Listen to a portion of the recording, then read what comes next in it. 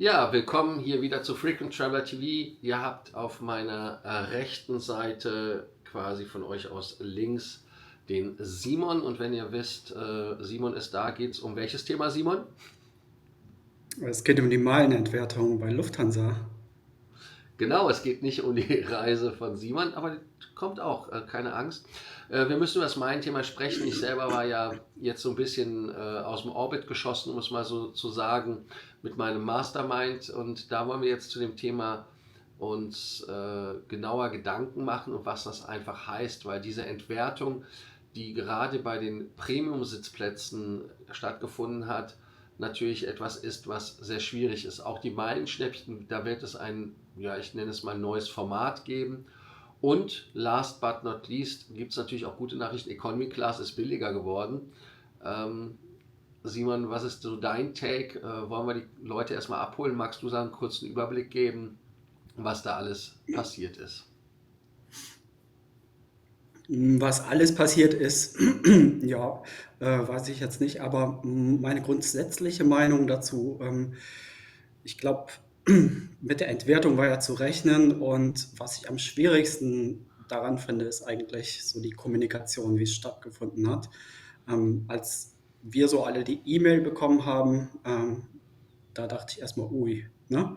Ähm, Ob das jetzt so toll ist, wie Lufthansa uns das verkauft hat, wie Miles More uns das verkauft hat, weiß ich gar nicht. Und ich kam mir doch schon ein bisschen als dumm verkauft vor. Und also grundsätzlich Entwertungen gibt es immer und hat es auch viele gegeben, so in den letzten Monaten.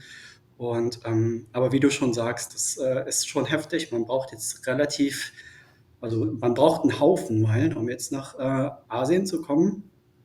Und es wird nicht mehr viele Verfügbarkeiten geben bei den drei Lufthansa-Gesellschaften. Die werden knapp und überhaupt das mit den Stornogebühren finde ich auch relativ happig. Das war ja einer der Keypunkte, wo ich sage, ich kann für 50 Euro nochmal umbuchen. Wenn ich eine Verfügbarkeit gefunden habe, dann buche ich einfach. Wenn ich mir das anders überlegt habe, dann buche ich einfach um. Und das fand ich schon relativ gut an diesem ganzen System. Das ist jetzt gone. Das ist jetzt Vergangenheit.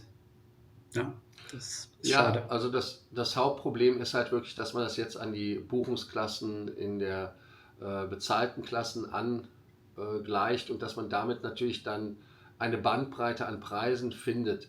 Das Wording und das Framing ist natürlich, dass die Kunden sich beschwert haben, dass man keine Flüge mehr findet, auch bei den Meilenschnäppchen, dass die Ziele einfach alle grottig waren, gerade in der Business Class, Nordamerika, Asien und dass man auf diesem Weg halt jetzt die Meilenverfügbarkeiten bekommt und damit dann halt auch wesentlich mehr Zugriff hat. Aber das wird halt teuer erkauft und man sieht halt, wenn man bei Lufthansa das Ganze macht, dass das immer im Namen der Kunden geschieht. Klar, natürlich, ich finde das auf der einen Seite natürlich schon schwierig, wenn man keine Meilentickets bekommt, aber auf der anderen Seite diese Entwertung von 41%, das ist schon relativ krass in meinen Augen. Auch die Allegris wird ja nicht verfügbar sein auf meinen. Die Horn Circle haben ja eine Buchungsgarantie, aber auch diese Buchungsgarantie wird dadurch konterkariert, dass es nicht mehr ein fixer Meilenwert ist, sondern sich am Kaufpreis des Tickets orientiert.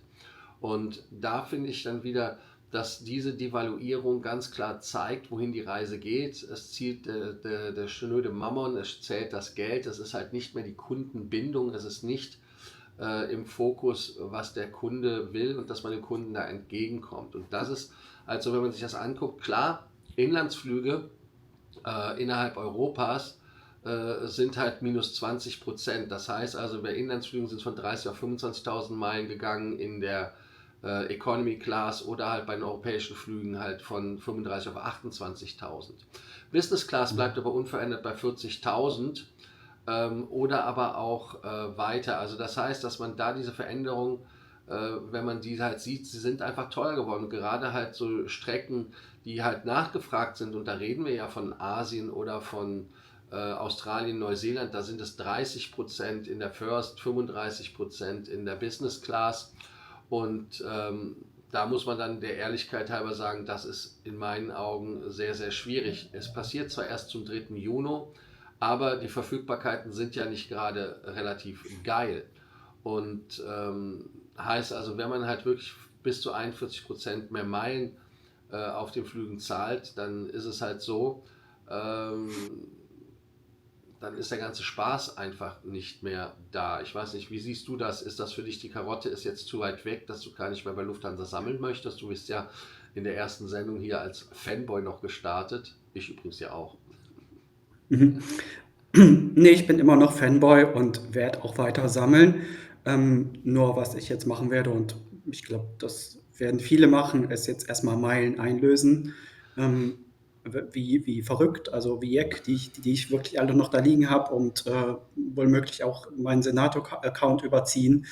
Und nee, und dann werde ich weiter sammeln. Hier in Deutschland, das ist ja das Gute, und das hatten wir ja, glaube ich, auch schon in der ersten Sendung gesagt, haben wir ja die Möglichkeit, auch Meilen am Boden zu sammeln, über Kreditkarten, über Payback, und auch wenn viele sagen, ach, das sind wieder hier die Paybacker in der Lounge, ne? Oder genau, das finde ich, ja, das finde ich gar nicht verwerflich, und grundsätzlich ist das ein gutes Tool, womit man Meilen generieren kann oder sammeln kann, und das nutze ich gerne, und genau, wenn sich das dann über die Zeit läppert und sammelt, und dann habe ich meinen Prämienflug zusammen. Ich habe nicht viele Meilen. Wenn ich da auf andere Meilenkonten schaue, dann sage ich: Respekt, mein Freund, dir macht das wahrscheinlich nichts aus, diese Entwertung. Aber genau, da bin ich nicht. Ich habe meinen Pfund an Meilen, und das versuche ich jetzt loszuwerden bis zu diesem Zeitpunkt.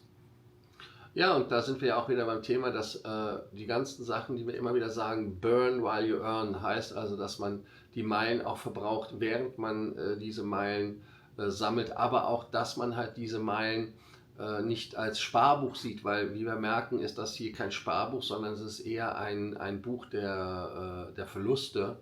Und Mhm. 41% gerade auf den Flügen in der Business Class nach Asien ist halt schon harter Tobak. Und da muss man dann ehrlich sein und von Lufthansa-Seite aus sagen, ja, es ist keine Kundenverbesserung, aber wir wissen ja wirklich die Euphemismen. Und ich persönlich, ich wurde ja auch ausgelacht, als ich mein Honza-Konto bis maximal 100.000 ausgereizt habe. Du hast es ja selber dir anschauen können, du hast ja meine Login-Daten, weil ich halt gesagt habe, es geht nur abwärts. Und ich habe das schon gemacht letztes Jahr. Ich hatte es im Urinat, wie man so schön sagt. Was sagst du Ja. dazu, Simon?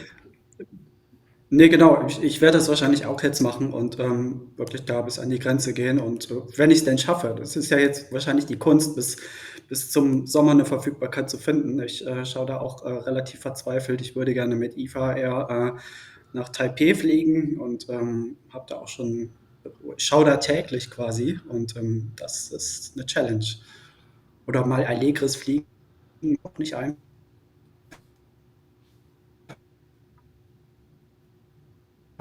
Da ist was zu finden. Ja, aber dir war das Netz gerade irgendwie weg. Ich weiß nicht warum. Da war es Mhm. gerade, also du hast Probleme bei der Allegris, da Verfügbarkeit zu finden. Natürlich, wir reden hier gerade über die Business Class, ne? Also dass es da keine Ja, zwei Meinungen gibt. Business Class. Genau, Business Class Kabine, oder auch IVA Air IVA Air ab München mal nach Taipei zu fliegen, das würde ich gerne noch schaffen bis zum Sommer. Oder man kann ja auch über den Sommer hinaus buchen, nur da würde ich meine Meilen gerne für nutzen, wenn ihr mich jetzt wieder hört. Ja, nee, also das war jetzt laut und klar. Mhm. Ja, wir können ja auch euch auffordern, mal ein bisschen in die Kommentarspalten reinzuschreiben, da rein zu kommentieren, was ihr davon haltet, was ihr dazu denkt, was eure Meinung halt wirklich ist zu diesen Entwertungen und zu den Euphemismen von der Lufthansa. Simon hat sich darüber aufgeregt. Ich persönlich reg mich da nicht mehr auf, weil ich es halt nicht anders kenne, als dass Lufthansa Mhm. natürlich das so macht. Und jetzt muss man auch ehrlich sein, ich meine, ich würde auch irgendwie, wenn ich in Lufthansa-Verantwortung wäre, auch nur die Rosinen rauspicken und sagen, ja, das und das ist besser geworden, als zu sagen, ja, wir sind eigentlich scheiße. Fliegt nicht mit uns. Also da muss man dann auch wieder Verständnis haben, oder? Natürlich, Sie sagen jetzt nicht, schaut euch mal den Scheiß an, den wir hier fabriziert haben. Es ist aber schon so ein bisschen gewesen, dass ich denke, dieses berühmte auf vielfachen Kundenwunsch, das hat schon seine Berechtigung, ne? Dass man so denkt, naja, also es ist schon eine Verschlechterung. Du versuchst mir hier zu verkaufen, was besser geworden ist. Weiß ich nicht. Also die Economy-Class-Plätze sind billiger geworden und dann natürlich auch, muss man der Ehrlichkeit halber sagen, dass man mehr Verfügbarkeit haben sollte. Also das ist schon eine Verbesserung, oder? Natürlich, also, aber wir Meilensammler wissen ja, Economy und ja, also ja, kann man machen, aber muss man jetzt nicht, ne? Economy macht Ja, ja Kurzstrecke oder im World Shop, ja klar, du kannst auch einen Koffer im World Shop einlösen, natürlich, oder spenden. ja, ist im Prinzip ja genauso, als ob man Geld einfach aus dem Fenster rauswirft.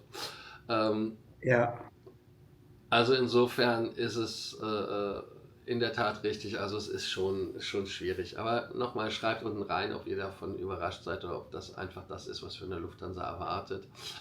Ähm, Im Rahmen dessen will ja Lufthansa auch die Lufthansa Group mehr in den Fokus stellen, dass man halt, wenn man bei der Swiss, bei der Austrian oder bei der ITA oder wem auch immer einsteigt, weiß, dass das eine Lufthansa Group Geschichte ist. Ähm, Ist das für dich auch etwas, wo du sagst, ja, das ist ganz tipptopp oder ja, eigentlich für den Popo? mhm. Also klar, wo sie jetzt die ITA gekauft haben, spekuliere ich auch so ein bisschen darauf, dass man jetzt mit der ITA fliegen sollte, weil irgendwann wird es da auch teurer.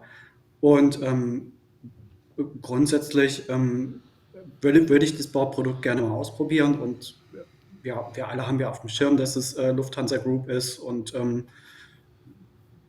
dass es noch kommuniziert werden muss und dass es vielleicht jetzt nicht irgendwo bei grundsätzlich der breiten Masse angekommen ist, kann ich verstehen. Ja, und ansonsten würde ich auch gerne jetzt, wo ich hier lebe, das habe ich, glaube ich, letztes Mal schon so ein bisschen kommuniziert, öfter mit Brussels fliegen, weil die finde ich jetzt auch relativ attraktiv vom Preis her und aus Brüssel kommst du relativ gut auch noch weg, im Gegensatz zu Frankfurt und so weiter. Und das ist jetzt so mein Take dazu. Ja. Ja, wie gesagt, das ist halt das Schöne an der Lufthansa-Welt.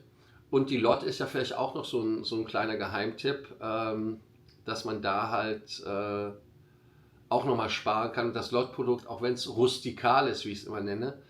Bist du mit denen Hm. schon mal geflogen oder wie findest du LOT? Ja, ich bin mit denen schon mal geflogen, mit der schönen, netten kleinen Embraer von Düsseldorf nach Warschau.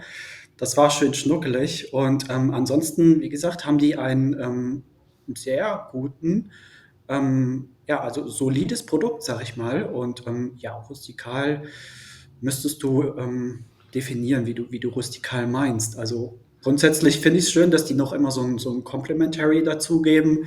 Das hat so einen Touch von früher noch, finde ich. Also klar, die Lufthansa macht das mit der Schokolade, aber ich finde, das könnten sie sich auch irgendwie sparen. Das ist, weiß nicht, also was soll, was soll das? Ne? Also eine Flasche Wasser verstehe ich, aber eine Schokolade denke ich mir so, okay, ne? Aber diese polnischen Buns, die finde ich immer noch ganz nett und da hast du halt irgendwie noch ein bisschen was zum Snacken und ja, das finde ich sympathisch. Die Lot finde ich sympathisch und gut. Die Flotte, ja, also die Mittelstreckenflotte finde ich nicht so sexy. Wie gesagt, die Embraer und die 747. Aber ansonsten mag ich die auf jeden Fall. Ja, robust und rustikal meine ich damit, dass der Service halt da sehr rustikal ist. Also das heißt, dass da ein solider Service abgeliefert wird, aber es ist jetzt kein Schnickschnack. Also das ist jetzt nichts, wo man sagen könnte, da ist besonders viel Liebe, da ist besonders viel drumherum. Das ist halt ein solides Mhm. Grundprodukt und die Sitze sind halt auch in der Business Class 222 und damit Mhm. ist man dann natürlich auch mit rustikal meine ich damit, das ist halt einfach basic, ne? Und von den Farben und alles ist es immer noch hübsch in meinen Augen, aber man muss es halt mögen, es ist halt nicht State of the Art. Die wollen ja natürlich in die Ja. Business Class investieren, aber ich habe jetzt damit das jetzt nicht despektierlich gemeint. Das ist halt für mich halt ein Produkt, was sehr solide ist. Und ich finde auch Mhm. teilweise bei der Preisfindung sind sie halt fair, weil sie das auch einpreisen, was sie sind. Und nicht wie bei anderen Fluggesellschaften, ich will keine Namen nennen, die der Meinung sind, dass sie ein super Premium-Produkt haben, aber eher auf der unteren Premium-Schiene operieren und da so ein bisschen Wahrnehmung haben zwischen Preis und Leistung. Mhm. Nee, gebe ich dir recht. Also deswegen mag ich die Leute auch. Ich mag auch Polen, deswegen bin ich da irgendwie auch meine ein, zwei Mal im Jahr und nutze gern die Lot, wenn sie dann dementsprechend die Connection und den Preis hat. Und genau, deswegen, ich probiere immer gerne neue Fluggesellschaften aus im Lufthansa-Kosmos, weil, wie gesagt, Points mitnehmen. Und da ist mir die Lot schon begegnet und fand das dementsprechend auch gut. Ja, also insofern wollen wir da jetzt noch abschließende warme Worte geben und sagen, außer dass wir es doof finden, dass es doof ist. Ja, wobei ich versuche da natürlich optimistisch in die Zukunft zu schauen und sage, naja, irgendwie wird man sich auch damit wahrscheinlich arrangieren können. Also was wahrscheinlich passieren wird, wir werden wahrscheinlich mal wieder auch auf andere Fluggesellschaften, also ich glaube, so wie ich das verstanden habe, Brussels, ITA und so weiter, trifft es ja erstmal nicht. Ne? Deswegen werden auch da die Verfügbarkeiten dementsprechend knapp werden. Und, aber ansonsten hoffe ich natürlich, also ich werde weiterhin natürlich Meilen sammeln und schauen, welche Speedspots sich dann entwickeln können und ergeben und dass ich jetzt irgendwo ein Konto bei oder auch anfange zu sammeln bei SAS oder so weiter. Also das habe ich jetzt nicht geplant und hoffe natürlich, dass sich dementsprechend gute Dinge weiter ergeben. Dann an dieser Stelle danken wir euch wie immer, dass ihr bei Frequent Traveler TV zugeschaut habt bei unserem Talk. Auch wenn wir traurige Nachrichten hatten, hoffe ich, dass ihr da Verständnis für habt. Wir können nichts dafür, wir sind nur die Messenger. Gebt uns trotzdem eure Liebe. Denkt daran, den Kanal zu abonnieren, die Glocke anzumachen, ein Like dazulassen, rege zu kommentieren. Und ja, damit sagen wir Danke und Tschüss, oder? Ja, vielen Dank. Bis bald. Ciao. Bis dann, ciao, und dann sind wir hier raus. Sehr gut.